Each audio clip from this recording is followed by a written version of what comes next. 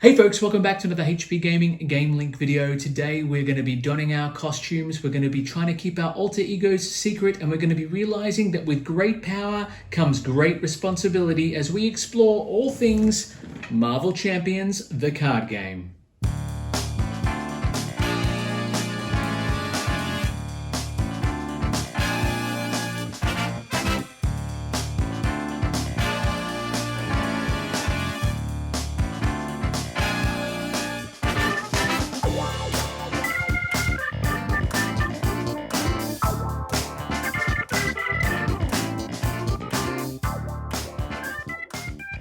Hey everyone, how you going? For those of you who don't know me, and you should by now, my name is Matt, and we are here, finally it's here.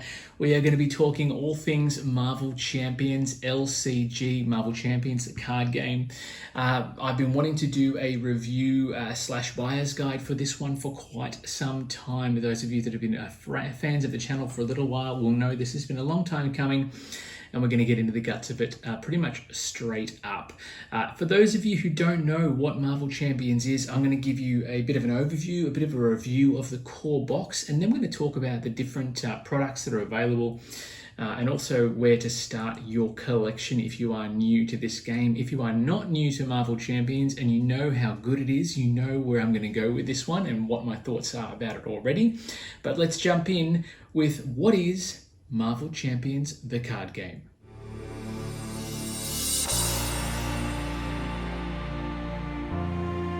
Okay, so here it is. Marvel Champions, the card game. What is it? What is it all about? Now, if you know what Marvel Champions is all about, you can obviously skip ahead to the product releases and obviously the buyer's guide later on.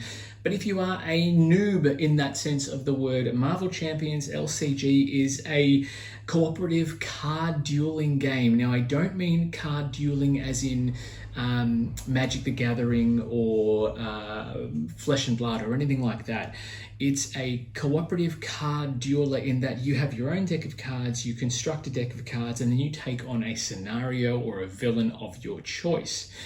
There are a few extra bits and pieces we will talk about later on, but basically you take on the role or the mantle of different heroes within the Marvel universe, and you take on different villains, their schemes, their minions, and effectively take on an AI deck of cards, for lack of a better term, if I'm going to drill it down to simple brass tacks. The deck building aspects of this one, you don't just have to come and play with the pre-constructed decks that come with the game. You do get to customize your deck. So you will take a hero of your choice, you will take their hero cards, which is usually 10 to 15 cards, depending on the hero that you choose. And then you'll be able to choose an aspect to help build out your deck of cards. Now, the aspects, I think, leadership, you have aggression, you have justice, you have protection aspects. And then, of course, there's always the basic cards as well, which you can use to sort of thicken out and help with resource generation, etc. Now, the way the game works, you will grab a hand of cards, deck of cards, and you will use the cards that you have in hand to pay for the costs of the cards you're going to play. So there is always a bit of strategy in terms of, this card could cycle through my deck quicker, this card's going to help me get an attack, but it's going to basically cost my entire hand to play. So strategy and deck management is going to be crucial when it comes to playing this game. There is a plethora of customization options with this one. The deck building aspect is something that I didn't think I was going to enjoy, but have really gotten to get into the guts of in terms of tweaking decks and characters that I want to play as. Having built a couple of different hero decks now and taken them through the campaign mode, which I will talk about a little bit later. It's been quite an experience, particularly as your deck evolves and changes over the course of many plays. I think as well the beauty of this with the deck building aspect is that being able to play as a cooperative game with other heroes, you will want to tweak your deck to accommodate what decks your fellow heroes play with. So for example, if you're playing a Captain America versus Iron, or with an Iron Man deck, and Iron Man is very much built on aggression or built on justice, you may want to play Cap as leadership, or something to polar opposite, so that at least then you've got the best of both worlds. I know Black Panther's base deck is a protection deck, which would go very well with an aggression deck. but then it's a matter of finding the balance between the different aspects in order to utilize the best of those cards that are available. In terms of the basic cards, they're usually quite generic, but they might have other heroes and things you can play as. Effectively, when you build out a deck, you'll have your main hero, and then you'll have supplemental cards that will be either support cards, upgrade cards, allies you can bring in to fight alongside you, resource generation cards, things like that to help you boost the combat stats of your hero. And each hero card is actually double-sided as well, so you can have a hero and then you can jump into alter ego mode, or form, I should say, and depending on what form you're in will actually dictate what the villain does in response when the villain activates on their turn. So if you're in hero form, you're obviously having a battle with the villain. They will attack you direct. If you're in alter ego mode and your identity is kept secret, they will work on their scheme. And obviously if they complete their scheme, they win the game. If they knock all the heroes out, the villain wins the game. So there's lots of different ways to fail or to lose the game, and only really one or two ways to win, and those to beat the villain back at their own game. What I like about it, I think initially I started playing Marvel Champions and I liked it because there wasn't campaign mode. There wasn't an overarching story that left me wanting more. It was literally almost like a skirmish battle game, a skirmish card battler. And for my part, I actually thought that was really great. You could take it out, set it up, have half-hour, 45-minute games solo, which I love, and then pack it all away and not have to worry about writing down notes about where you are in a campaign. A la Arkham Horror, for example.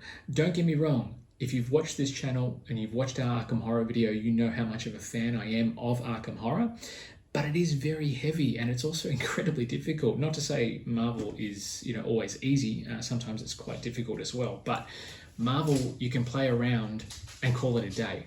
You don't need to go back for more and back for more and back for more to complete an overarching story that runs over 8 scenarios. Although you can, but again, we'll come to that later. I like the pick up and play of this.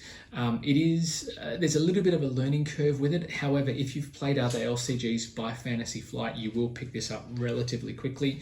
You'll pick up the deck building component relatively quickly if you've played Arkham Horror and building your investigator decks, things like that. I do like the fact that Marvel Champions, the core box, comes with 5 playable decks out of the box. Again, similar to Arkham Horror, but it's a box that will allow for up to 4 people to play at once.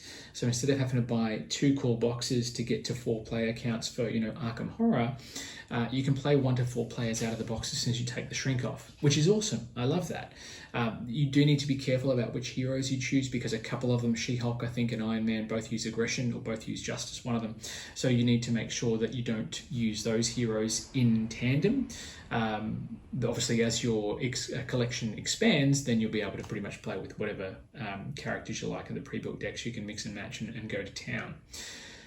There is a lot in this box. There's 3 scenarios or 3 villains that you can take the fight to in the core box as well, which I really like. The fact that you still get the 3 scenarios as you do with the first release of Arkham Horror, but the fact that you can have 4 players out of the box, you've got tokens and everything else in here, enough for 4 players is pretty huge, and it's a good way for one person to get right, okay, they've got the core set, we can have game nuts with them, and then the other people can just get the heroes that they like and build out their decks as accordingly. You don't need, as long as one of you's got a core set, you're good to go and you can start getting all the extra bits and pieces as well down the track. So I do like that aspect as well. I think the scalable difficulty depending on the player count is great as well. I really love that. The fact that you have hit points for the villain per player. So I think Rhino is probably the easiest of all the villains that I've fought or that we play against. So I've done a couple of videos with Rhino. He starts at 14 hit points, I think, in his first form in single player mode. But then if you add a second player, it doesn't go up by 6, it doubles. So it's 14 per player, which is huge. So then you're all of a sudden dealing with a villain at 28 points. And when your attacks are only doing 3 or 4 damage at a time, or unless you're Captain Marvel and when you're doing 7 attack, if you get that Photonic Blast out, great card, by the way, then, it becomes quite a tight battle. And usually most of the games that we play are within, 1 or 2 turns of going either way. So I like how it's really close and really well balanced. Some of the heroes down the track we'll talk about as the later releases have happened have been potentially overpowered or OP. But again, it depends on the villain and the scenario that you are playing. Marvel Champions, I love it. I think it's a great complement to games like Arkham Horror LCG that have obviously quite a deeper theme. The theme of this is great. The cards, the art on the cards is amazing. It's lifted straight out of the comic books, and the people that have allowed them to use allowed Fantasy Flight to use the artwork. It's just spectacular. I mean, even the core box, the artwork on the front of it is amazing. And you're able to play as, Spider-Man, She-Hulk, Iron Man, Captain Marvel, and Black Panther right out of the box here, which is a great lineup to kick off your entry into Marvel Champions. Something for everyone, I think, as well. What was really amazing, just to give you a bit of an idea, she was 6 when we first opened this box. She understands the game in some aspects better than I do. So she gets in there with me. She likes to pick her deck and pick her hero. She's built her own Black Panther deck, which she loves, and it's not a bad build. I like it. It's actually quite complementary to. I built a Captain America aggression aspect deck. She built a Black Panther leadership deck, and they work quite well together, which was really good. The other thing I like about Marvel Champions and its appeal is that we played a game, The Rise or the Once and Future Kang, which is an epic scenario. If you've played it, you'll know what I'm talking about. My wife got involved and we played that game. It took us 3 hours. We played it over 2 sessions and we played it through to its completion. And I didn't expect her to get involved. She loved it. She played as Thor. We built a deck for her. It was brilliant. It was a fantastic couple of game sessions. So Marvel Champions appeals literally to everybody and is accessible for a lot of different age groups as well, which I really like. I think it's safe to say Marvel Champions LCG, I'm a fan. I have copies of every release to date in my collection. Here's the kicker as well. This core box is huge. There is a lot of space in here, and I'll show you what I mean. A lot of space in that. There is enough room in the core box, if I can get the books and things out of the way here, for a complete release. Now, the only thing that's missing from here are the villain cards. I have them stored in another box, which I'll show you later, but this is every hero pack release, along with a lot of scenario packs, tokens, and everything else to date in this core box. I've printed my own dividers. If you find some dividers on Board Game Geek, please tip the people that create them because they spend a lot of time doing it and don't get a lot of thanks. This is a complete hero release of all the different heroes along the side here to date, including Scarlet Witch, which is the most recent, along with all the extra deck building option cards for all the aspects as well. And it fits in the core box, which is awesome. We love that. So yeah, that sort of gives you a bit of an idea about what sort of fits in the core box. The fact they've left the room for the expansions is fantastic. It helps with storage on the shelf as well, which I really like. But that sort of gives you a bit of an idea. I think it's safe to say, yeah, I'm a fan. Marvel Champions LCG is something I will keep bringing to the table on a regular basis. Between this and Arkham Horror, this is a game. Games can last. I have played 3-hour games of this, as I said before. I've actually been able to Zoom this one and play this in isolation and lockdown as well with some people across the other side of the city, which was fantastic. We just ran one encounter deck between us. And then obviously we just had all the different cards, so I was able to play my decks, they were able to play their decks, and we made it work. It was fantastic. It did last 3 hours, and it was an epic battle against Rhino, teaching people to play over Zoom. As I said, very accessible. Safe to say I'm a fan. Marvel Champions, the card game, yeah, it is definitely one that you should check out if you haven't already. But after and beyond the core set, what else is there? What else is available? Let's have a look at some of the product releases you can get for Marvel Champions LCG.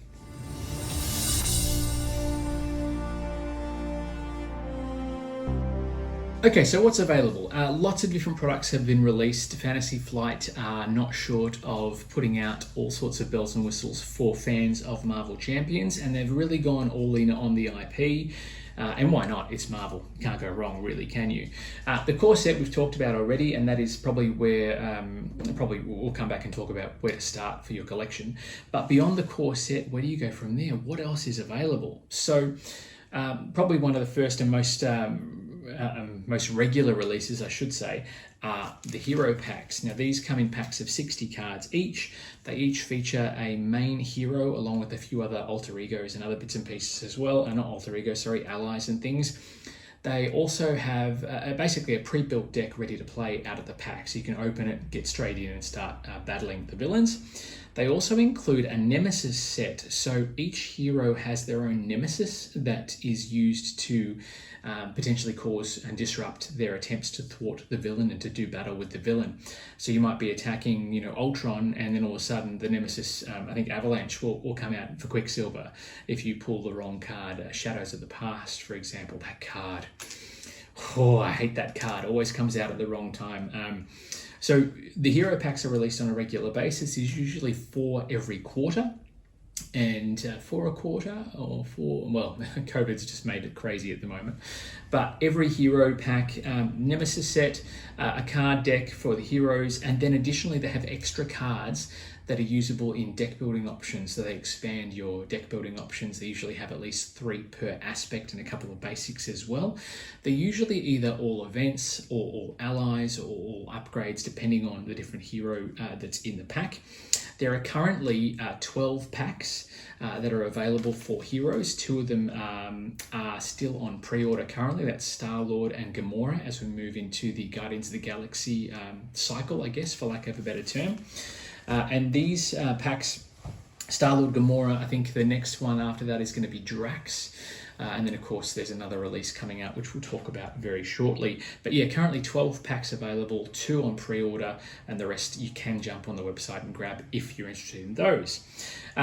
What else other than the hero packs? If you didn't want to, if the 3 villains in here aren't enough for you, and the hero packs aren't enough for you, you've been whomping on Rhino and Claw and Ultron too much, and you want to expand that, you can get the scenario packs. Now the scenario packs are a bit more of a deluxe expansion, not deluxe, we'll come to that later, but the scenario packs give you the option to do battle with another villain. In this case, the Green Goblin comes with 2 different scenarios that you can take on and different rule sets based on the different villains in the box. This one here, the Green Goblin villain card flips between Norman Osborn and Green Goblin in one scenario, so you're constantly doing battle and affecting the game in different ways depending on how he's played, whether he's in alter ego mode or hero or villain mode, which is similar to how you play the game as a hero.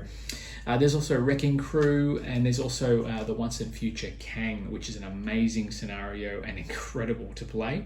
There's 3 different scenarios available so far. Definitely worth a look if you want to expand your game beyond the core set. The Wrecking Crew is a great one I can highly recommend, because you're not doing battle with just one, you're doing battle with 4 villains at the same time, and that, my friends, is quite epic.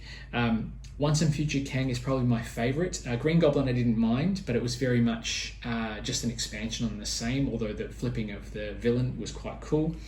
The best scenario, in my opinion, is the Once and Future Kang. It's quite spectacular when halfway through the battle, Kang decides to act some temporal craziness and split the party. So if you're battling with 4 heroes against Kang, he snaps his fingers and all of a sudden you're taking your own battle across time and space in 4 different time zones. It is absolutely epic and quite the struggle, as you will find out. That's Once and Future Kang. So you've got core set, you've got hero packs, you've got the scenario packs, and then you have a little something which I like to call, or which is known as, the deluxe box expansions. Now, one thing people really loved about Marvel Champions, and I really loved initially, was it was literally skirmish games. You would set up a scenario and just go for it. The deluxe expansions that have been released or are about to be released, because only one available at the moment, the second one is on its way. The deluxe expansion, The Rise of Red Skull, here is a campaign mode, which was something that was missing. So for those of you that are Arkham Horror fans and like, oh no, we want a campaign, we don't want to just do skirmish battles, this is what you want. The Rise of Red Skull is a campaign that involves 5 villains, 5 scenarios, 260 odd cards, 265 cards, includes 2 new heroes and their hero decks for you to play with, and a campaign mode that sees you changing your deck and your playstyle along with your reactions and how the game plays based on how well you do and different things that happen during the campaign scenarios. It is epic, it is brilliant, and that final battle with Red Skull is a bloody nightmare. He's a pain in the ass, to say it put it rather bluntly. This one, if you didn't get any other expansions at all, this would be a way to go. Its price point is pretty fantastic for the content that's in the box. The fact that you get the campaign mode in there, along with all the cards, along with expert modes, other modules you can use in scenarios to customize your scenarios from the core box or from scenario packs that you can add in to change the difficulty, make it harder or easier. There is a lot going on in here, and it is definitely worth the price point, particularly for the fact that you're not just adding, you've no longer got 3 villains to fight, you've got 5 in the one box. And when a scenario pack, I think, is about $32, this one here is about $60 to $65. For 5 villains and 5 scenarios, it's, double the price to get 5 times the content of a scenario pack. I mean, what's not to like? In addition, you don't just get the villains to fight, you get 2 extra heroes. In this case, you get Hawkeye and Spider-Woman, which are a great combination. Spider-Woman has that dual aspect, which means she can play with aggression and justice, or protection and leadership, or whichever you want to build. Amazing content. And Hawkeye and his arrow, quiver, and everything else, yeah, shooting arrows everywhere is always a bit of fun. In addition to all of the bells and whistles you see here, there are also a plethora of playmats. You can also get card sleeves featuring your favorite heroes, playmats featuring your favorite heroes, the 1 to 4 player large playmats for the core box, and also the Rise of Red Skull expansion featuring art from the expansion as well is available. So there's a plethora of goodies that you can use to sort of show your love for your favorite hero. At the same time, though, variety being the spice of life that it is, there's a lot of content that you can get to expand your game beyond just the core box. I think all up at the moment, as of today's date, there are currently 21 main heroes that you can play as, and that includes, sorry, I didn't talk about this, the deluxe expansions. The second one of these is due for release very soon. It is Galaxy's Most Wanted, and it is a Guardians of the Galaxy expansion featuring Groot and Rocket, I think, as decks that you can build and play as, which will be fantastic, and another campaign as well for your Marvel Champions games. So yeah, all up at the moment, there is 21 main heroes that you can build decks for that are available. 20 main villains, plus the 5 that'll be in the next deluxe expansion box. So that's pretty spectacular. I think all up, the current count at the moment is over 1,800 cards that you can use for your games, which I've got nearly all of, not obviously here in front of me now, but between these 2 boxes that houses a lot of those 1,800 cards. You can use to customize your decks and take the fight to those bad guys. A lot of content, a lot of stuff going on, but where do I start? Where do you start building your collection from? I can tell you now, there is a lot to get through in terms of what to buy and where to go and how to start your collection, but we'll talk about that in a moment.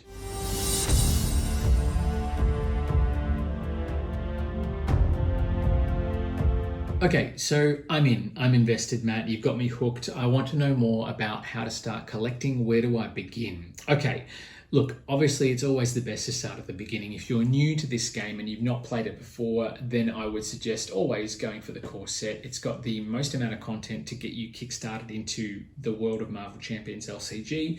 It's got a learn to play guide. It's got the rules leaflet in there, which is obviously out of date. You have to log on to Fantasy Flight Games website for the most current updated rules and errata.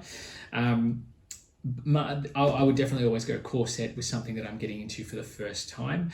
However, if I was close with somebody who had a core set already and I knew I could learn from them, I would be able to just pick up, one of the hero packs for the hero that I was most into if I wanted to get just Captain America or Thor or Hulk or Ant-Man, which is a great, hero pack. I could just pick up one of those and then, go around to their place and live and build with them. It would mean that you'd have to sort of figure out a way to mark and label cards as to who they belong to, unless you were really, really, really close. But I would always suggest starting with the core set, only because you get 5 heroes out of the box. You can play up to 4 players out of the box. You've got 3 villains to hone your skills on and start deck building with. And if you're a solo player like me, that's a heck of a lot of content to get through. Some of those villains are actually quite tricky the first time you play them and start learning their mechanics. So there's a lot of stuff in that core box that'll keep you coming back for more for quite a while. Whereas in something like Arkham Horror, and I know I'm comparing them, but they're the same publisher, so I guess that works. Once you finish the core box campaign from the original Arkham Horror release, there's not, yes, okay, you can play it with a different investigator, and the outcomes might be slightly different depending on how well you do against those fights, but the outcome of the story or the scenario is going to be pretty much the same. Here, it's either win or lose, but how you get to that point with the different heroes, you've got 5 different heroes that you can play as, you've got deck building options that you can customize to your heart's content. And the 3 villains, yes, they're not linked as such, so you can play them out of order. You can go straight for Ultron if you think you're going to do that well. I think the core box as well, being able to play 4 out of the box without going into a core set, another core set, is fantastic. Yes, it's a higher price point, but the customization options, I think, are more plentiful out of the box for this one than it is for Arkham Horror. And it's not, you don't need to invest in other content down the track. You can keep whomping on those 3 and not have to worry about spoilers, because it's going to be a different game every time. Whereas Arkham Horror, you know what's coming. You've already played through the scenarios and you know what the result's going to be. Yes, okay, with the main schemes and things, you'll know what's happening as you advance through, Claw's scheme and Ultron's scheme. But there's no surprise. There's never a surprise to begin with, if that makes sense. So it's not sort of spoiler heavy like it is for Arkham Horror. From there, as I said, you just get the packs of the heroes that you like. If you wanted to expand them, each hero pack comes with the pre-constructed hero deck along with extra cards that you can use for your deck building, which is fantastic. So I think if you were price conscious and you didn't want to go all in on it, because obviously it can add up quite a bit, get the core set and maybe a couple of hero packs for the ones you're interested in. The rest of it you can customize to your liking with those cards and use the supplemental cards that are in those packs to help with your other builds for the other core 5 heroes that are in the core set. If you want to go beyond the 3 villains that are there, but you don't want to go all in on a deluxe, and to be honest, for the price point, it's sort of, this is the way to go. But if you wanted to go just to sort of test the waters a little bit before you go all in, grab a scenario pack.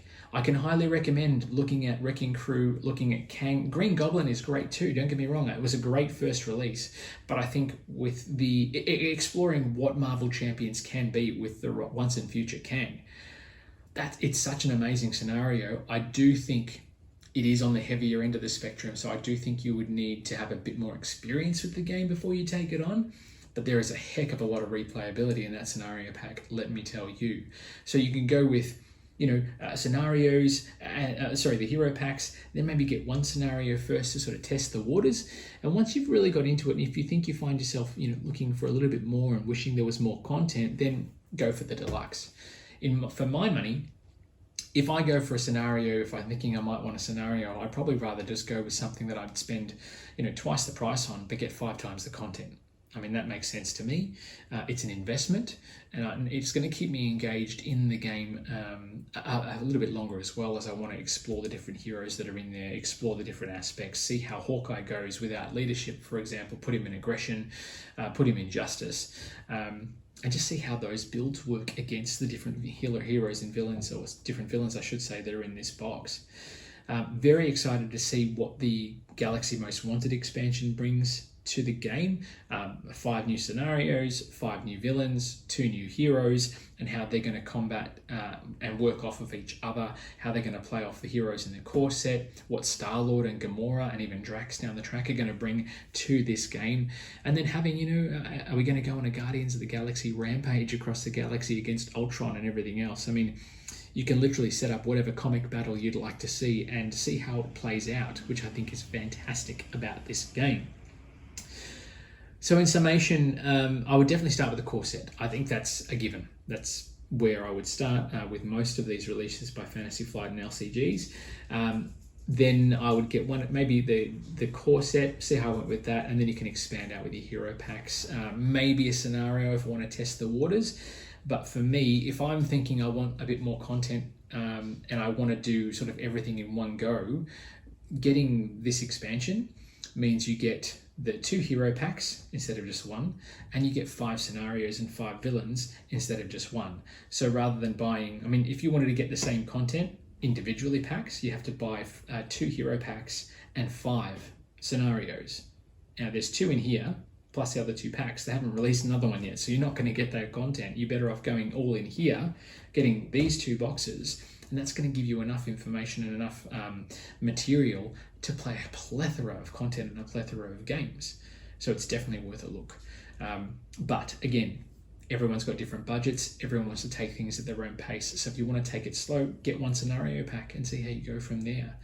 Marvel Champions, I'm a big fan. I love it. We play it on a regular basis in our house, and the fact that my 7-year-old daughter can get into it, understand how the cards work and how the mechanics work, and play the game speaks volumes about how I've raised her, but at the same time it speaks volumes about how the game is very accessible and appeals to a wide range of audience members. We talked about my wife getting involved. She's not really a comic book fan. I mean, she'll sit and watch a Marvel movie, but I didn't think she'd get into this as much as she did, and we really took it to the wire when we played our game against Kang, and it was very, very close. I'm looking forward to seeing, as I said, the expansion for Galaxy's Most Wanted. I'm looking forward to seeing every cards that come out in the new hero packs. I will be a part of this for as long as they keep printing releases. I'm very much invested in this one. And I think Marvel Champions, I don't know, there's something about being able to play as Captain America with my aggression deck as I'm taking it through the campaign and just whomping on people, throwing that shield out, knocking out a couple of minions, and then doing damage to the villain, all for the sake of 4 resources, doing 4 damage to everybody. When you build up those combos and you combo off the deck to draw more cards, Doctor Strange, the hero pack that has his little invocation deck of spells, and you can do spells where you cast a spell, do 7 damage, then reset the spell, then cast it again as a combo and do 14 damage in a turn. Oh my gosh, it's just crazy and incredibly satisfying. Marvel Champions, I don't know, I think it's one of those games that is skirmishy, but has the option of a campaign mode as well now, which is fantastic. And it's something I'll keep bringing out to the table again and again and again and again. So there you have it, folks. That gives you a bit of an overview about a buyer's guide, what to buy, what to look for, where to start. Hopefully gives you a bit more information about the game as well if you are new to Marvel Champions. And there are plenty of copies of all the different components available. We keep ourselves in as much stock as possible of Marvel Champions because it's one of our top sellers. We love it. If you want to get your copy, you can jump on board at www.hpgaming.com.au or you can hit us up at orders@hpgaming.com.au if you have questions, or just pop them in the comments below. If you are a Marvel Champions player, which heroes are you running? What are your favorites? Anything from the Quicksilver and Scarlet Witch releases that you're super keen on or super excited about or loving heaps of? How did you go with your team up abilities, which happens with the 4 new packs that have just come out, Ant-Man, Wasp, Scarlet Witch, and of course Quicksilver as well. What are your thoughts on the Galaxy Most Wanted? What are you looking forward to when that is released? Pop them in the comments below. And as always, folks, thank you very much to our Patreon subscribers. We really appreciate all the support you give us that allow us to present you with content like this. If you want to join our gamer army and become one of our generals, you can do so by hitting up the address on your screen, www.patreon.com/hpgamingau, and get a host of rewards and goodies along with express shipping on your orders as well. That's it on this one, folks. We are going to, I've been inspired. I'm going to break it out. I think I'm going to start playing some Marvel Champions. I haven't taken Scarlet Witch out for a run, so I might do that. Looking forward to getting back to the table and playing some great games, and obviously bringing you some more content as well. Got some more Kickstarter stuff coming for you too. Check out our Gotcha Backer series if you haven't already. But until then, folks, I'm going to get back to the table. You guys get back to the table too. Play heaps more games, and we'll see you next time very, very soon. Until then, though, folks, it is, of course, bye for now.